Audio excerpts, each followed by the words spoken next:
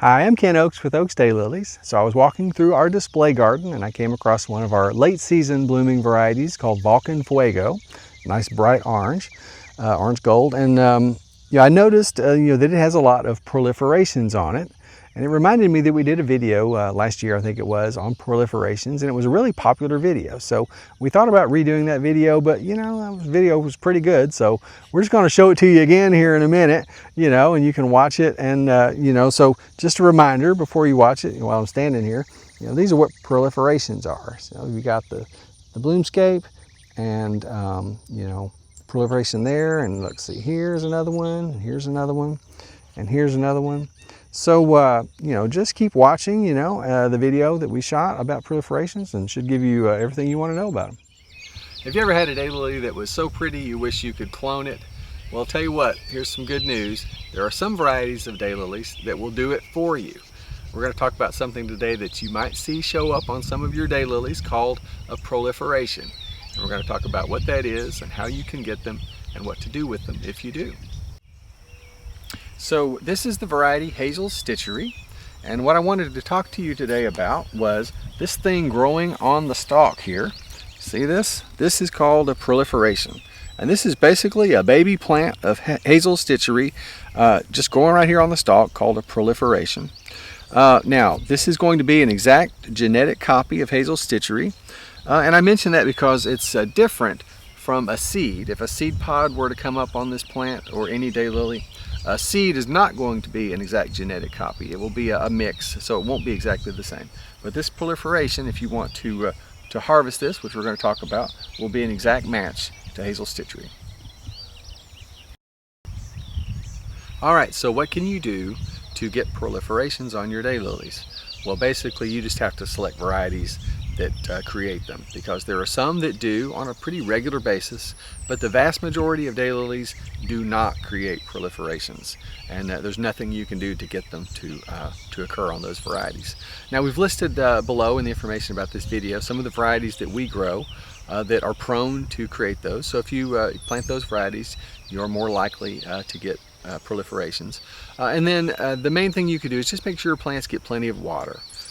Water is going to be the trick to getting plenty of proliferations on those varieties that are prone to do it. We use proliferations here at the nursery as a way to increase some of the varieties that we're trying to grow to sell. One of the varieties that is a really good proliferator is the variety whatchamacallit. There's a couple big words in one sentence.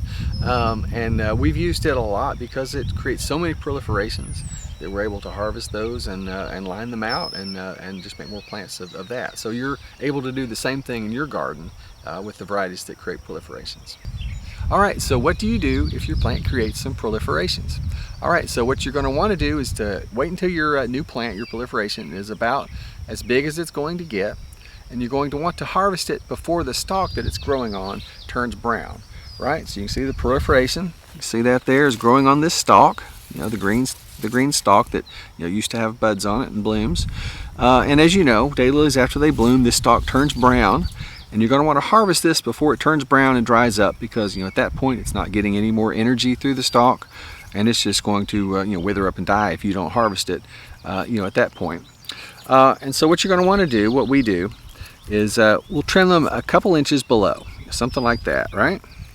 Okay, so we got a couple inches in there, and the reason I like to leave a little bit below it is so that when I stick it into my into the soil, or my potting soil, whichever I'm planting it into, it's got kind of like a little anchor here, right?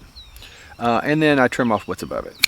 Right, so that's what a harvested prolif looks like.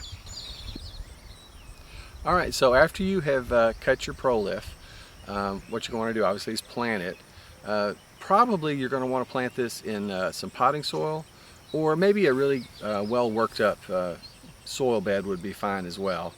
If you plant it in just some not worked up well garden soil, it may not, it's going to be putting out little bitty roots from the base here is the hope. So you're not going to want heavy soil. It may make it harder on the prolif to do that. So basically, you're just going to stick it in there, about that deep or so. You make sure you got soil around the base of that little prolif right there. All right, and then you're going to want to just make sure and keep this well watered, which every day or whatnot, because this is going to be in the summer when you're doing this, right? In our area, we'll be harvesting these now. It's mid-July, and then some of the varieties, they won't ripen until first part of August. So it's hot times. You're going to want to water these. Now, if you do it in a pot or potting soil like this, it might get large enough for you to move out into the field in the fall, just depending on where you live. Or you may want to keep it in the pot until the next spring and line it out. Remember, if you keep your daylilies in a pot, you'll definitely need to give this some winter protection because it will freeze, and especially a small plant like this over the winter. So hey, thanks for watching. We've been growing daylilies for over 40 years, so we love to talk about all things daylily. If you have any questions or comments about proliferations or really anything else daylily, we would love to hear from you. You can put those in the comments below, or our contact information is on the website. And we've got a lot of other videos about all things daylily. You can certainly check those out. And thanks for watching.